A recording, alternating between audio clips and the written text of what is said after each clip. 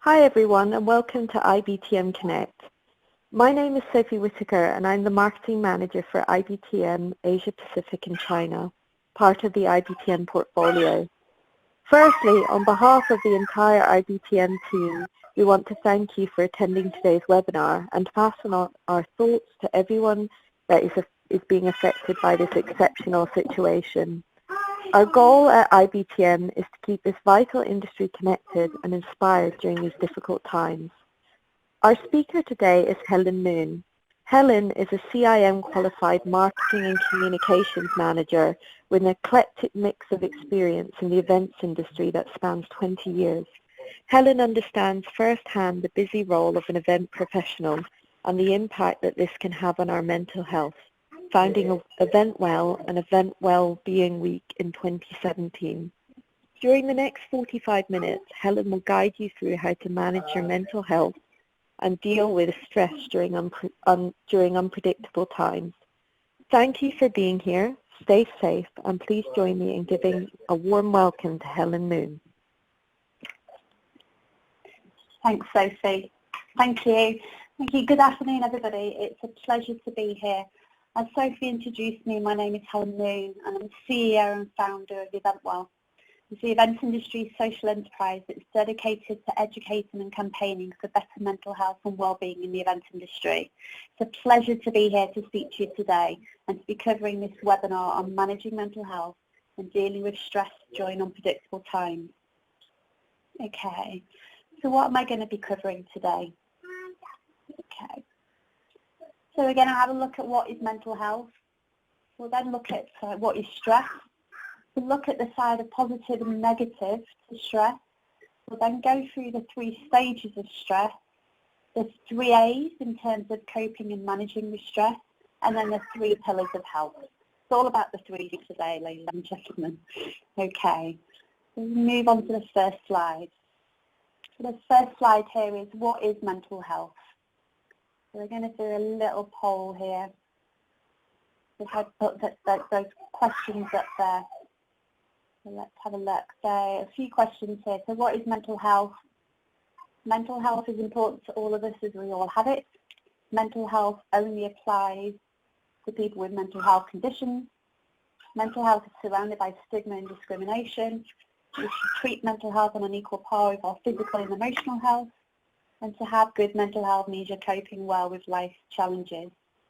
Yeah, so if you want to vote for what mental health means to you and what out of those statements, which one's more important, let's see what everyone puts.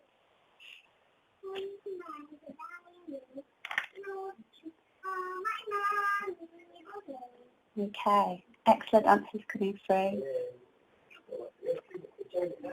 Brilliant. Excellent. So 78% of mental health is important to all of us as we all have it. Oh, it's gone down to 70. Any more people going to give some votes there? Let's give another couple of seconds for that.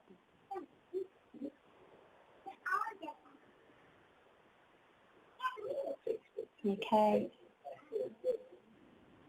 Good. So I'm going to stop the voting on that now. Very good.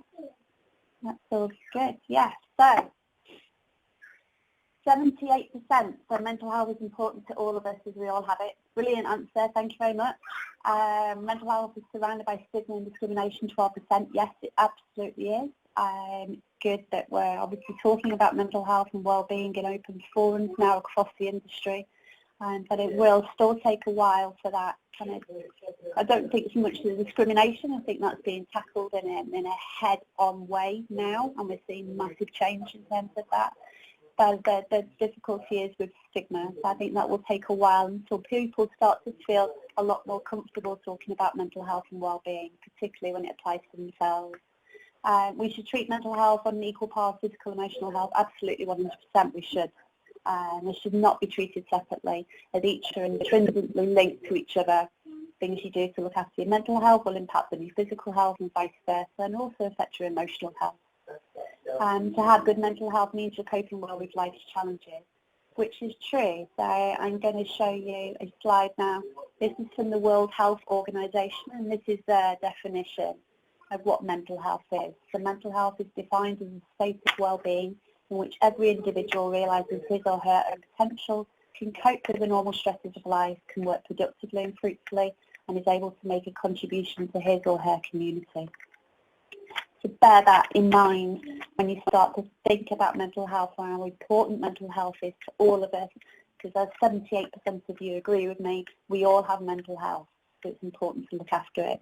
And that statement for the WHO actually makes no mention of mental illness in there, so do bear that in mind. Mental health applies to all of us. It does not only apply to people who have mental health conditions. Okay, so I'm hoping I can educate that 1% of the audience that did actually put that. Okay, so we're going to do the same exercise for stress. So I have a little poll here. So what is stress? So if you can all start voting for this now. Okay, so what is stress? Stress is when we find we're struggling to cope. Stress is a physiological and psychological state. Stress is normal and can be managed. Stress can be positive and negative. And stress does not apply to me. This is only for people with mental health conditions. So vote for which ones you think there.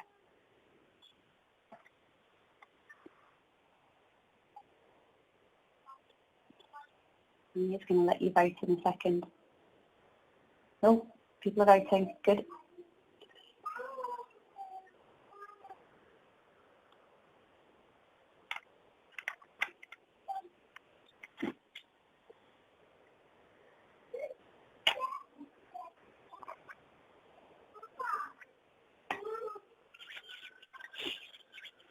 Good. That's quite even across the board. This is good. And across the 4 answers that I would like it to be. Well done, everybody. So all of those top 4 answers, well, the middle 3 really are the right answers. And stress can be when you're finding that you're struggling to cope.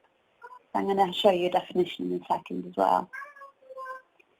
And I'm glad that nobody went for number 5. Stress does not apply to me. Stress does apply to everybody, the same as mental health does. Okay, so I'll stop the voting on that now. Let's see where we are. So yes, stress, it is a physiological and psychological state. 40% of you have voted for that, that's true. It's normal and it can be managed. Stress can also be positive and negative. But stress can also be a sign that we're struggling to cope. So I'll show you a definition. This is from the Mental Health Foundation. And they say that stress can be defined as the degree to which you feel overwhelmed and unable to cope as a result of the pressures that are unmanageable.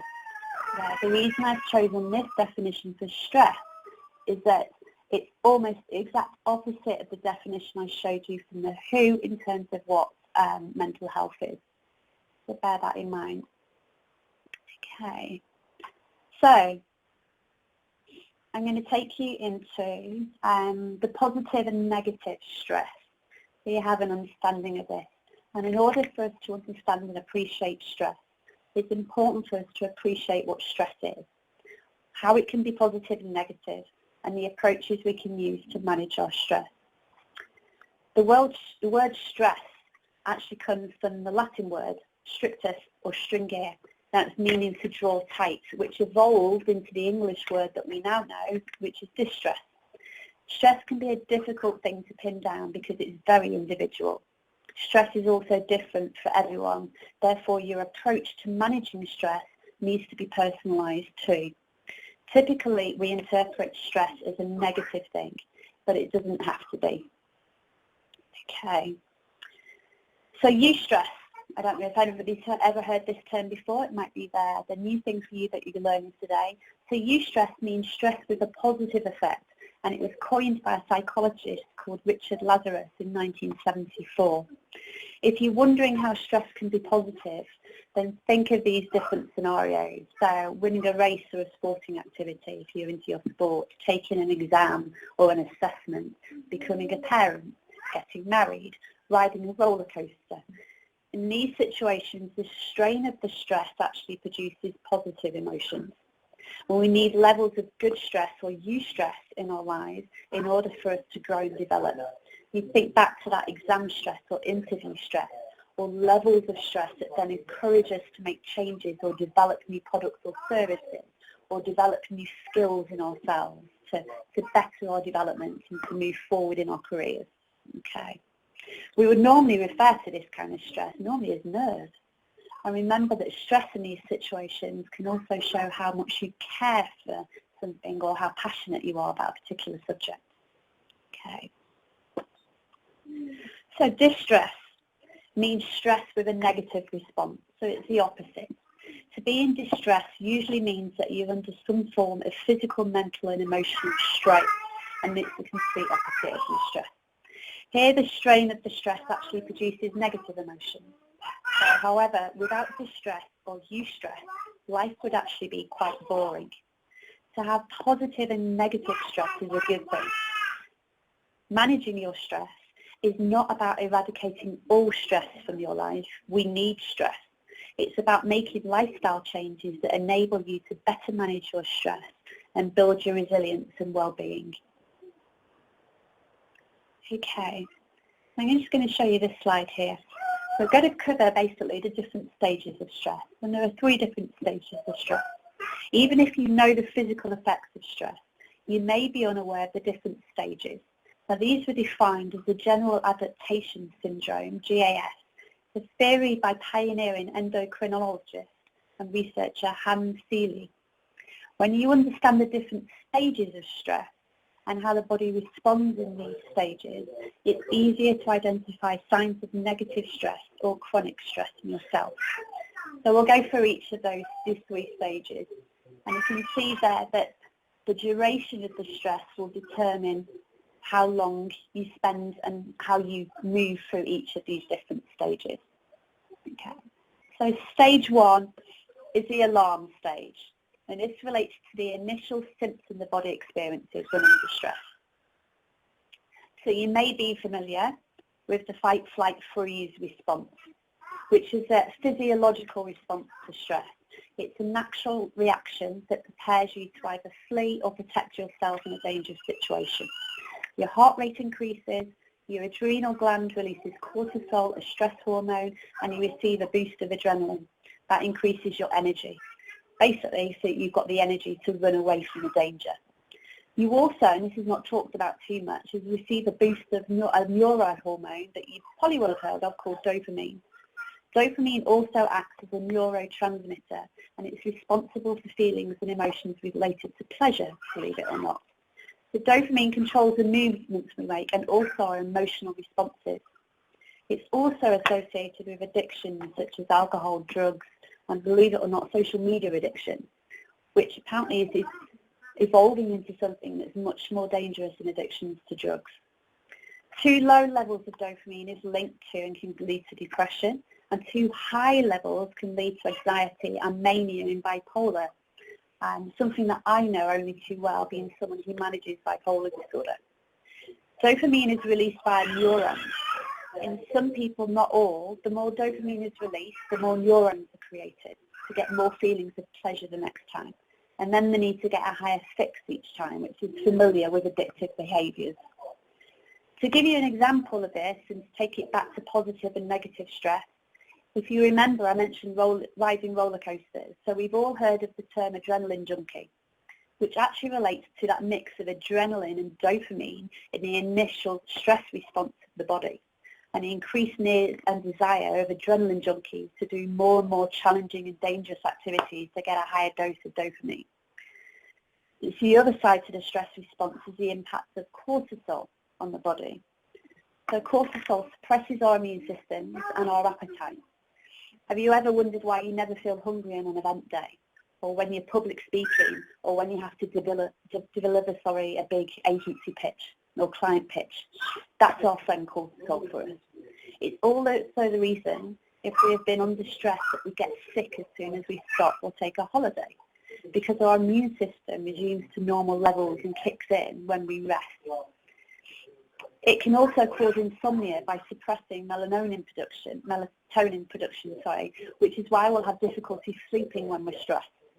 And just to give you some stats that highlight this for you in the events industry, 70% of event professionals struggle with sleep, and 85% of event professionals are struggling with their diets. So just to highlight that cortisol effect for you in our industry, to make that real. Okay. So from stage 1, so that initial stress response, we move into stage 2, which is the resistance stage of stress. So it's after that initial shock of a stressful event and having a fight, flight, freeze response, the body will actually begin to repair itself. It releases a lower amount of cortisol. It keeps releasing cortisol, important to remember. But your heart rate and your blood pressure begin to normalise. Now, although your body has entered this recovery phase, it will remain on high alert for a while, so you don't immediately go back to normal. If you overcome the stress and the situation is no longer an issue, your body continues to repair until your hormone levels, heart rate, blood pressure reach a pre-stress state. If you don't resolve the stress and your body remains on high alert, it eventually adapts and learns how to live within a higher stress level. In this stage, the body goes through changes that you're unaware of in an attempt to cope with stress. So your body continues to secrete the stress hormone, your blood pressure remains elevated. You may think you're managing stress well, but your body's physical and physiological response is telling a very different story. If the resistance stage continues for too long without pauses to offset the effects of stress, this can lead to the exhaustion stage, which we're going to go on to in a second. But just to give you some very simple signs of the resistance stage, which you may recognise. These include irritability, frustration, poor concentration. Very, very simple things that will indicate that stage 2, that you're actually in stage 2, the resistance stage of stress. And unless you want to move on to the 3rd stage, which we're going on to now, then you need to have a look at doing some activities, maybe just some rest and recuperation, maybe just set things down a gear just so you can return to normal. Okay. The 3rd stage is the exhaustion stage. Okay. This is the result of prolonged or chronic stress. Struggling with stress for long periods can drain your physical, emotional, and mental resources to the point where your body no longer has the strength to fight. You may give up or feel your situation is hopeless. Signs of exhaustion include fatigue, burnout, depression, anxiety, decreased stress tolerance. The physical effects of this stage can also seriously weaken your immune system and put you at risk of stress-related illnesses. I suffered burnout in 2009, so I have been in this stage and know firsthand what this can feel like. And you have no resilience to take on any further stress. You are tired, you are exhausted, you feel isolated. There are so many things that you can do to prevent yourself from getting to the exhaustion stage. And this is what we're going to be talking about now. Okay, so the 3 A's. This is about how we can better manage our stresses. We can do this through our approach to stress, and this is where the 3 A's comes in. Now, with dealing with stress, there are many ways in which you can change your approach or the situation to make it less stressful. And this applies to everyday life, not just the current situation with C19 that we find ourselves in. The 3 A's is a simple way for you to approach stress and links to the very simple idea that you have a choice. You can alter the situation or your approach to it.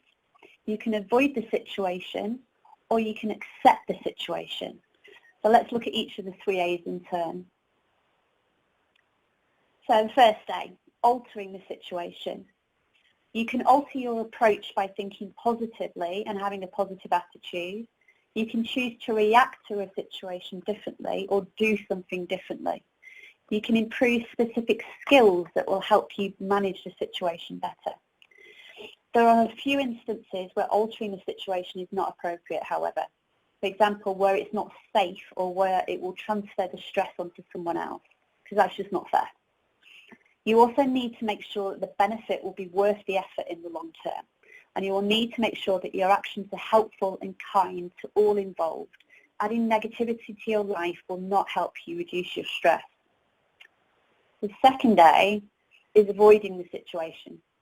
This is not about digging your head in the sand or just ignoring it, but more about identifying things that you needlessly stress about or that cause you stress and then removing these from your life.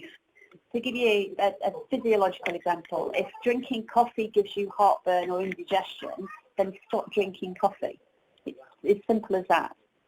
If conversations, put this on a psychological perspective, if conversations with a colleague always revolve around negativity and office gossip, then maybe you need to avoid having conversations with that colleague. Okay. Avoiding the situation is appropriate if repercussions are non-existent or extremely minor and other people are not negatively impacted. Do not use this approach if avoiding will cause you more stress long term, like avoiding a dentist appointment, for example. Avoiding will transfer the stress to someone else, we've already mentioned this, or avoiding will negatively impact on your health and or safety.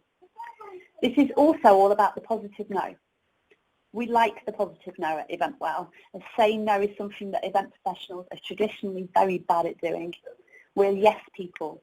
We're here to make the dreams happen. But it also means that it can have a negative impact on our mental health and well-being. So learning the art of the positive no can be an incredibly rewarding thing for us. And the positive no comes in many forms. Saying no with an honest explanation. So I'm uncomfortable doing that because, and then explain, give an explanation. Say no and then briefly clarify your reasoning without making excuses. So I can't visit such and such now because we're on lockdown, for example. Say no and then give an alternative. So I don't have time today, but I could schedule it for tomorrow morning. Remember to use a positive no in the appropriate situation. Okay, but a positive no can be incredibly helpful to helping you say no overall and not taking on too many tasks and activities that will impact negatively on your stress levels and well-being.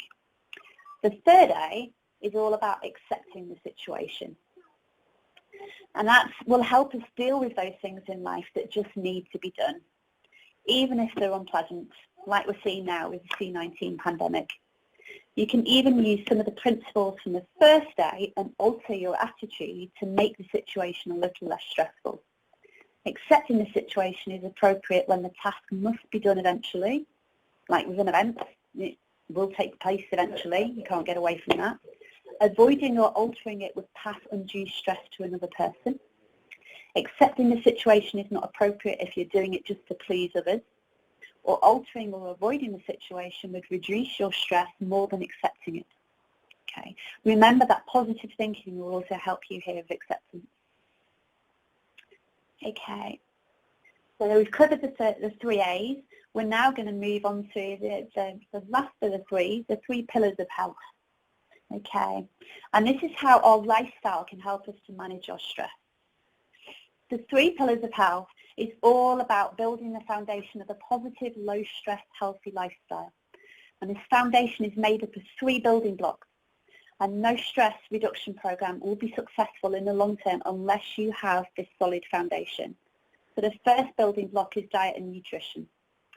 For many of us, particularly busy event professionals, lockdown or otherwise, healthy meals can too easily become an afterthought, especially when we look to fast food, frozen ready meals, sugary pastries and biscuits on site or at home, and when we're working long hours. Most of us know that we should be eating healthily. We just don't do it. Studies in 2008 showed that only 28% of adults in the UK, and it's actually the same for the US, are getting their recommended serving of fruit and veg every day. That's less than 28%. Sticking to a healthy diet and not skipping meals is a key part of managing your stress. You're not only keeping your body and your heart healthy, you're also giving your body the proper fuel it needs to battle the harmful effects of stress.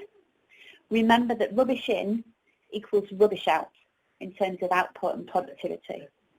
Any changes to the three pillars of health, which diet, sleep and exercise, must be lifestyle orientated. There are no quick fixes to this. Set small goals for yourself that will help you achieve any goal. Perhaps this week aim to eat an extra piece of fruit every day. The next week swap out chips for a salad.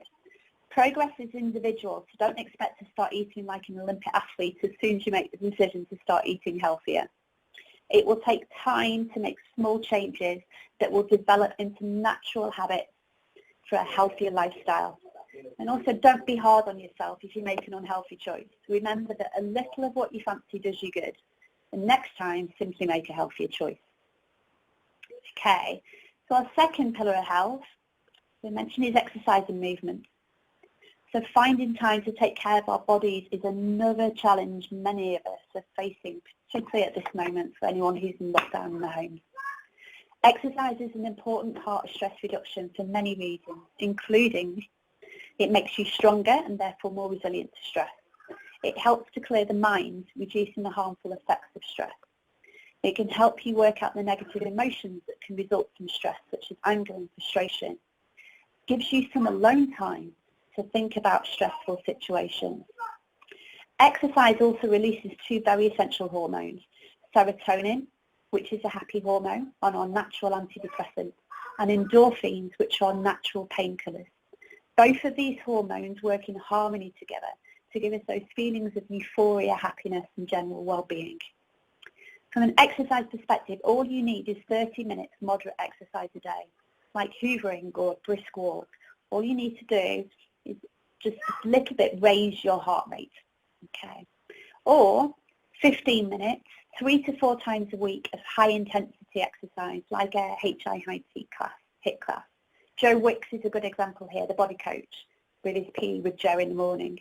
Or there's our very own Patrick Moore-Jones, wellbeing speaker of Patrick Mojo PT, who's doing live HIIT classes every day at 6 p.m. on YouTube. Keeping moving during the day is really important here too. So as a guide, try and get up and move about every hour. So work for 55 minutes, give yourself a 5-minute break for a glass of water or a breather, or a stretch, do some stretching exercises. Try and stand up and move about when taking phone calls. This all helps to stretch your legs, get oxygen pumping around your body again, and improves your posture. And sends oxygen pumping to your brain again as well. Your brain needs your oxygen to be productive. Find what works for you, as like anything associated with well-being, it's very individual and personalised. And remember that you do not have to be running marathons to be fit and healthy. The third pillar of health is sleep and rest. This is probably the one thing that event professionals say they don't have time for. And trust me, you don't have time not to sleep. The average person needs around 7 hours and 19 minutes of sleep, but receives only 6 hours and 40 minutes, which equates to 230 hours of sleep debt every year. Remember also that I mentioned the fact that 75% of event professionals are struggling with their sleep.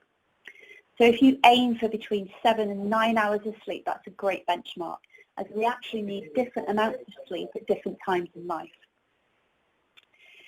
If there's a week when you know you're only going to get 5 to 6 hours sleep a night, then make sure it's the best 5 to 6 hours sleep you can get. And there are ways to ensure that you can get the best night's sleep and a really good restorative sleep. This is the key to really good sleep. Use your bed just for sleeping and try to only sleep in your bed. So avoid sleeping on the couch or in a chair, for example. Try and reserve your sleeping for in your bed. Make your bedroom a comfortable haven to sleep. So that's nice sheets. Really spoil yourself here. Go out on really nice expensive pillows and duvets and duvet covers and sheets. Make it really comfortable. Black out as much as you can. Make your room as dark as you can. Temperature-wise, not too hot, not too cold. Room temperature's fine. And no devices. If you use your phone for an alarm clock, buy yourself an alarm clock. And establish as well a good bedtime routine. So maybe have a cup of decaf tea, do a few stretches.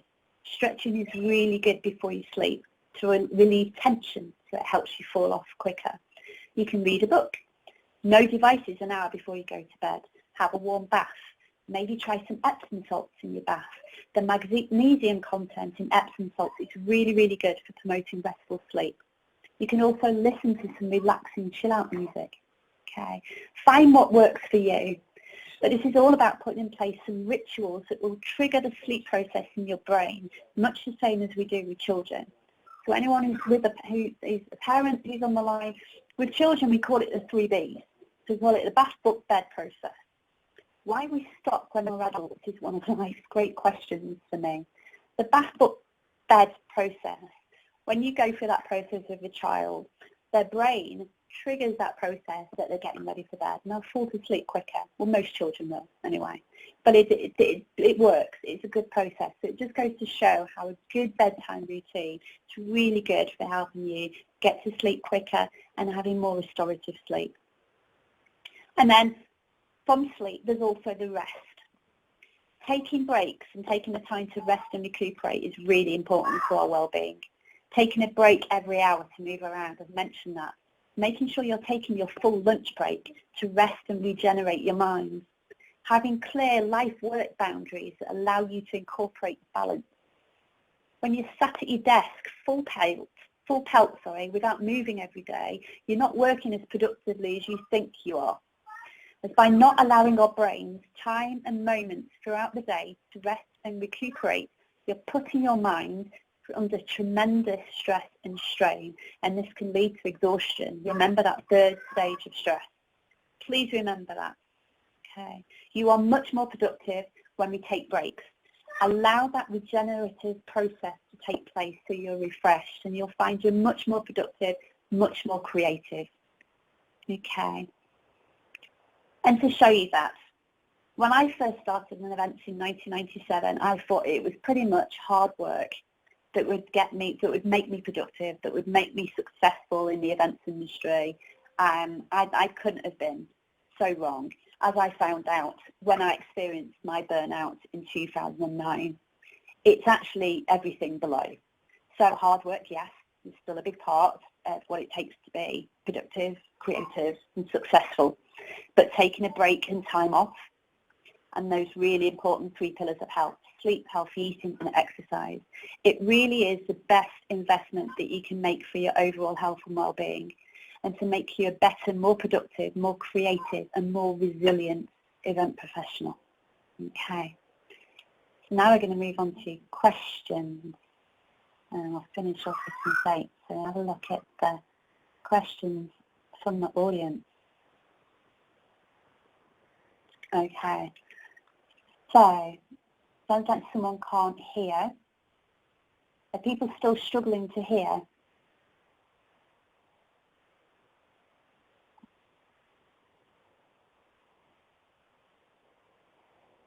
Okay. Apologies to everybody that can obviously hear my child and my husband in the background. This is obviously the situation that all of us are in at the moment, because we're all working from home. We all find ourselves in a situation where it's not ideal, and it's not as it should be, or how we would prepare for it to be. Maybe a little bit more compassion and understanding for the situation that some of us might be in will help to alleviate your stress levels. I understand that it's difficult when you can hear background noise, but none of us are in our offices. None of us can make this any quieter, any less stressful or easier for any of us. We're in the situation that we're in. I apologise for the background noise, but it's some understanding would be appreciated, I think, for all of us that find ourselves in this situation. Okay. Any other questions from the audience? Okay. Overall, mental health and stress, dealing with stress during the time of COVID-19. The same applies. So the same applies at the moment. The reason I concentrated on the 3 pillars of health is really while we're on lockdown and while we're working in our homes. This is really the 3 that we can concentrate on, the 3 that we can dedicate our time on to. So making sure while we're in our homes, making sure that we're eating healthily, making sure that we're determining clear boundaries between when we're working on our computers in our homes and when we're working, when we've got that personal space and that personal time we're in our homes. So that covered that. And then also as well, doing everything we can to ensure that we're getting enough sleep and we're getting the right sleep. So yes, for that.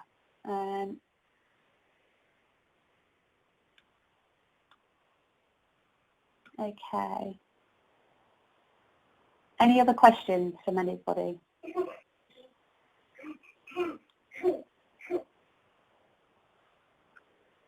Okay.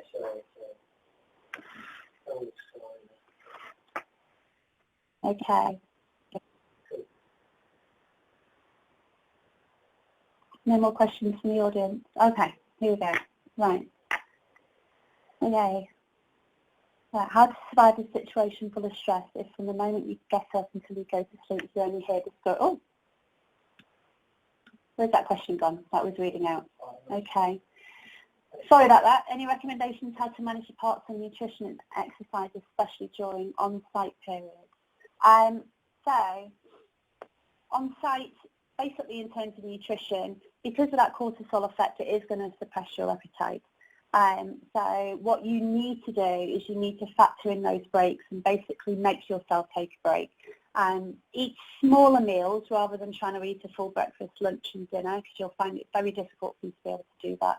So break that down into like smaller portions, smaller snack size meals, but making sure that you are consuming a nice balanced mix of carbohydrates and proteins throughout the day will help you in terms of that.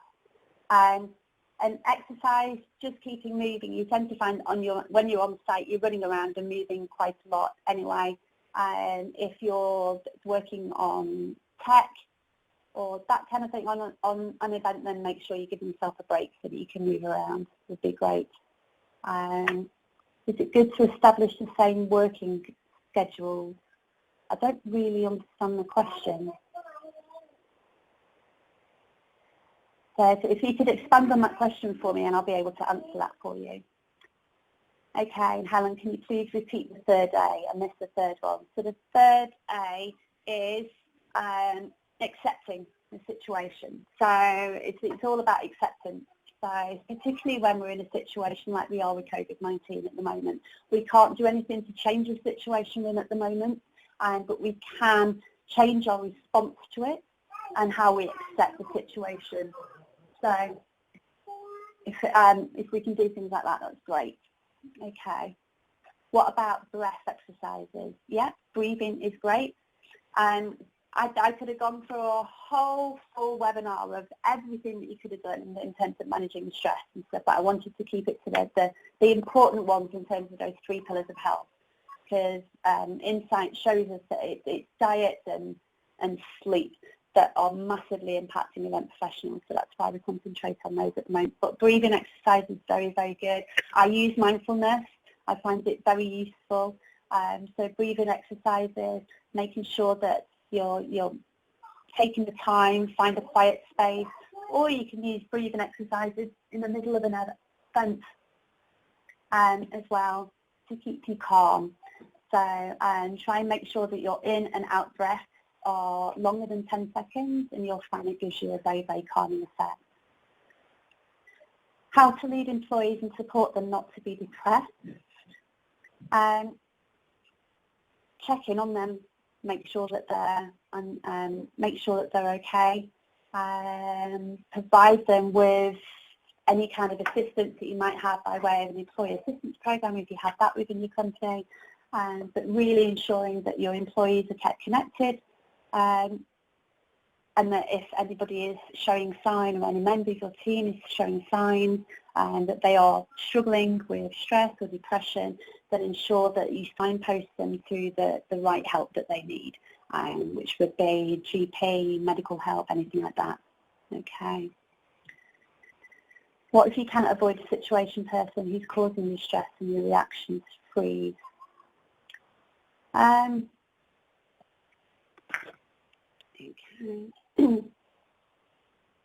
So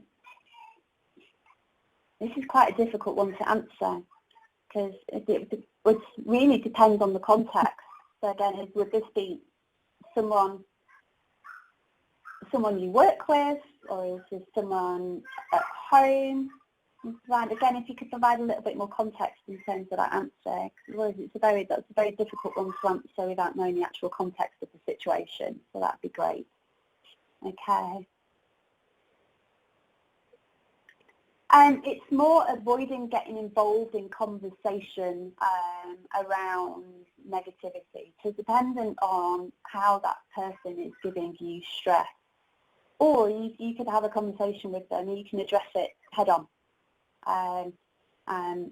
So if somebody's actions, the way they act or behave or work is causing you unnecessary stress, then you can highlight that with them, but make it about how it affects you and how it affects you personally. Don't make it about them, and that will help you in terms of that conflict and managing that conflict.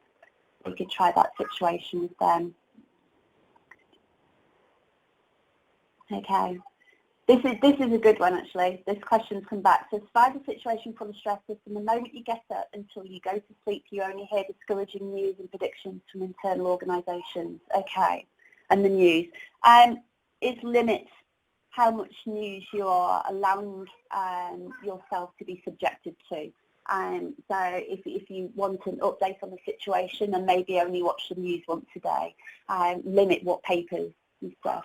You have control over the media that you see, because you can just simply switch it off.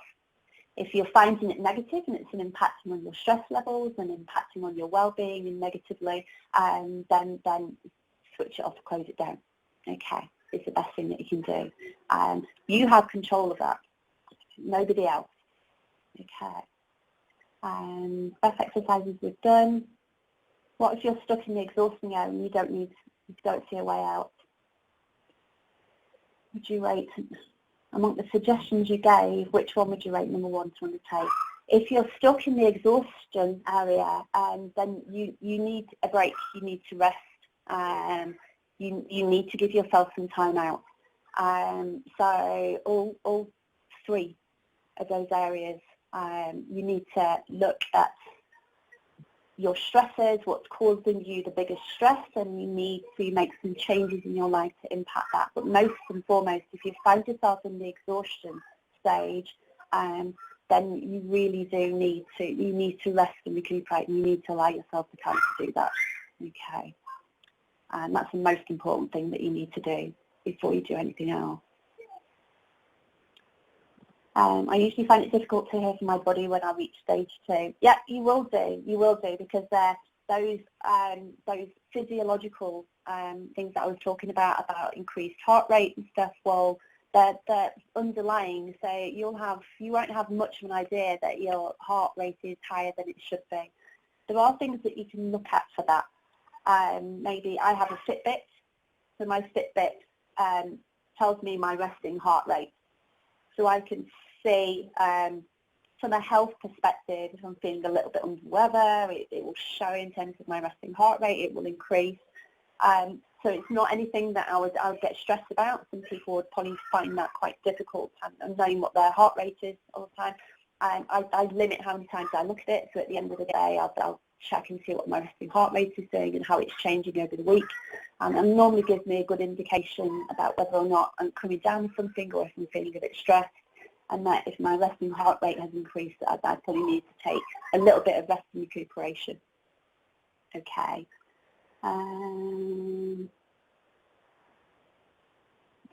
Would you have recommendations how to deal with a stressful situation while on site or at an event? So again, while you're on site or at an event, it's a stressful situation, having to think about those 3 A's and which one would be the most appropriate. And then, yeah, breathing exercise, absolutely. So take 4 or 5 minutes just to do some breathing, just to bring your stress levels down so that you can think a little bit calmly about which of those 3 A's would be most appropriate to you. I'm more stressed about the future and what's to come. Try not to. Try your hardest not to. Mindfulness will help with this. So have a look into some breathing exercises and some mindfulness exercises that will help you with this. Mindfulness is all about being aware and present in the present moment. Basically, it allows us to bring us back to a centre and to achieve calmness. So worrying about the future, worrying about what hasn't happened yet, will cause you no positive effects at all. Worrying about the past also. The past has been and gone. You can't change the past, it's done. The future hasn't happened yet and isn't here. All that you should concentrate with is the here and now, the present moment that you find yourself with, because that is the only thing that you can control. That is the only thing that you can manage. And by having that mentality, in terms of looking at your stress levels will really, really help you moving forward. Mindfulness is brilliant for this. So if you find that you stress about the future and that, then have a try with some mindfulness techniques and exercises and see if that helps you.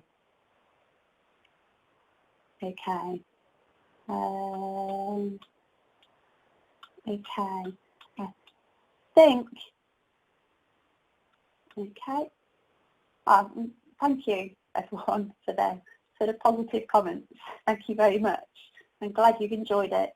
Any more questions from anybody? Okay. Oh, here we go.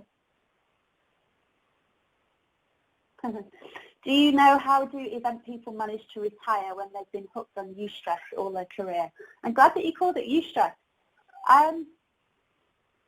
Do you know, I don't know, because I'm only 47. I think I've got another good 20 years left in me, I hope. My mum's 67. She's a nurse and is exactly the same. She's hooked on the eustress that her job gives her, and she's worked in the NHS all of her working career, and I can't actually see her retiring. So I suppose it's the same for everybody. One of the tips I like to give people, especially people who are very passionate and creative about what they do, is find something that you love and enjoy and that you can throw some passion to outside of your work. It's a really, really great way of you finding that life-work balance that we also passionately want to find. I, for example, as art and design and music and all of those things were, from a very young age for me, were very clear that I was into those kind of, and they were passions and things that I was actually good at. So I play the flutes outside of work. I read, still with a passion. I think I've had a book in my hand from the age of 3. I do all of those things outside of work. I love my garden. I have things outside of work that I'm very passionate about, and the things that I enjoy and bring me joy as well. They bring me happiness and joy. So having those things outside of work, I suppose having those eustresses, because playing your musical instruments also brings eustress, because it can be very nerve-wracking playing in front of people. Having something else outside of work would help with that element when, not just when we retire, but right now, when we're in the physical element of being event professionals now. How do you make your team feel valued? Pay an interest in them, learn about them, have conversations with them that aren't just centred around work, find out about what their loves and passions are, for example, that I've just been talking about. But it's all about, thanking them when they do a good job, highlighting when they succeed, sharing successes with the team and bringing that together as a team. That's how you make people feel valued, and paying an interest into their health. One of my best managers that I ever had was an Italian gentleman. It was when I was working at a hotel in London. He was amazing. Every day he would check in if you'd been for your lunch break, if you'd gone for your lunch break. If you're working late, he'd ask you why.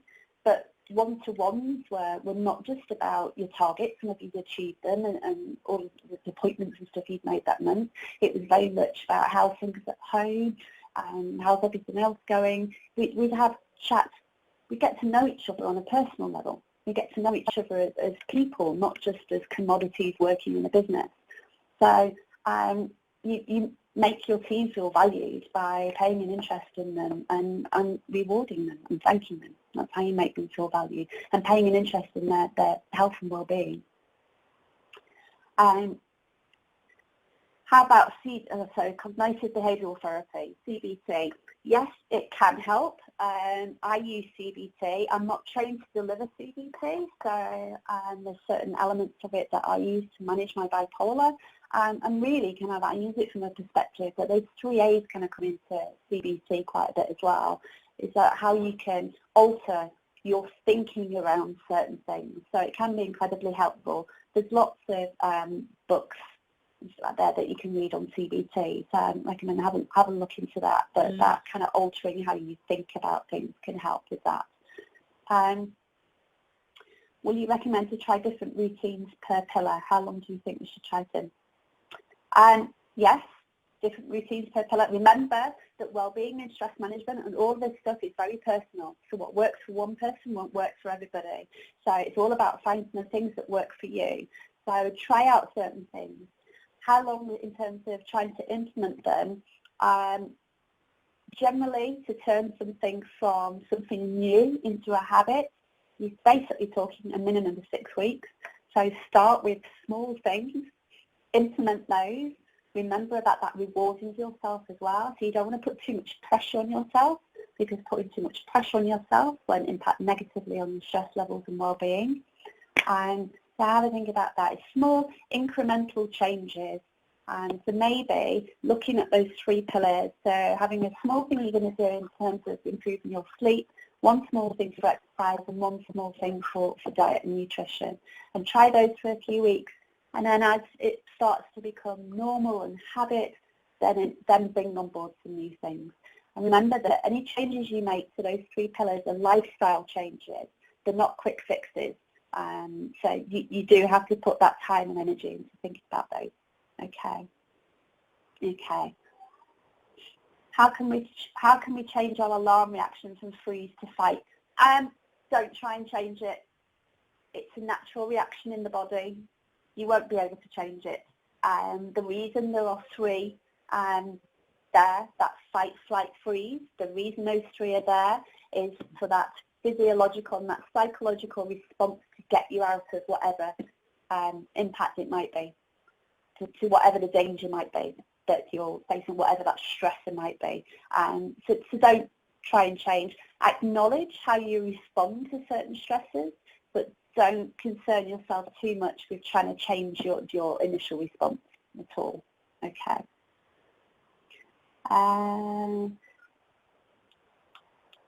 Loads of questions. I hope that's helping people. I really hope that's helping people. Any more questions from anybody? Conscious that we're at 10 to. So if any more questions come in, I'm just going to show you the last few slides. Okay, so this is the support element for Eventwell. So there was a question about someone that's in that exhaustion stage. Please do get in touch with Eventwell. We have trained mental health first aiders who are at the end of the line and counsellors to support you. They'll give you advice or signposts in terms of what you need to do. I'm also a mental health first aid champion. Visit support@eventwell.org. The telephone number is 7501 021573. You can text or WhatsApp us to get in touch. It's confidential. All the mental health first aiders are event professionals as well, so they're like-minded and they can relate to what we're all going through. So please, if you are struggling and you need that support, then do get in touch. On the Eventwell website, on eventwell.org, you will find a mental health awareness guide, and that will give you tips as an individual, as a team member, as a line manager, and colleagues, of what you can do for yourself, and also to help mental health and the well-being of your colleagues and your teams as well. So do go to the eventwell.org website and download that from our resources. You can also sign up to our Monday motivation email that will help you with that. Okay. And then to tell you a little bit more, Eventwell, we're a social enterprise, so we carry out annual education, charitable education and campaigns. Event Wellbeing Week will be happening in September. That's from Monday the 21st to the 27th of September. Event Wellbeing Day is on there. That happens on the 26th of February. So just to show you that we have Event Wellbeing Day and Event Wellbeing Week. And we're very proud to have teamed up with Trying to Change this year. So that's Mind and Rethink Mental Health campaign.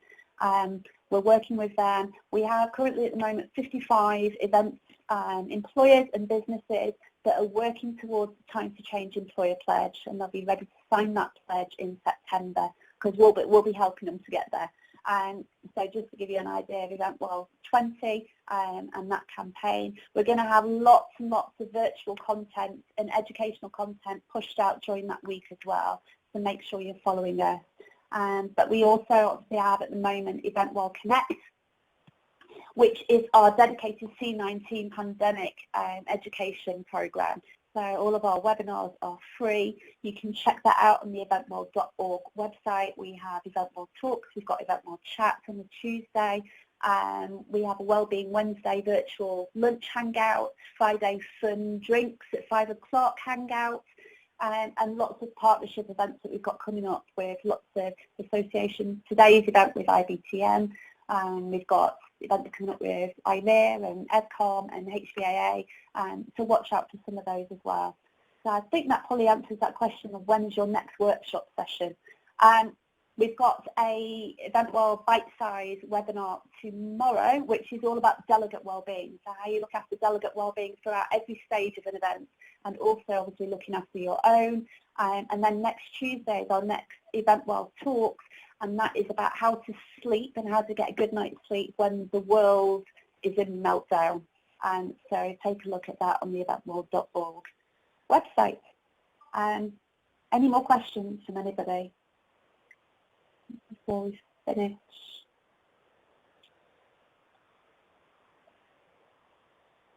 Is that all good? I think I've answered all of them. Okay. So, excellent. Thank you very much. Thank you again for your patience. I know it's not ideal, but we're all in situations at the moment that are not ideal. Please remember that moving forward. Remember to be kind to ourselves and to others. Biggest thing you can do for your mental health and your well-being. Thank you for attending this workshop today. If anybody has got any other questions, then you can get in touch with Eventworld at eventworld.org and we'll answer those. And remember that support line as well. Thank you very much, everybody. Thank you.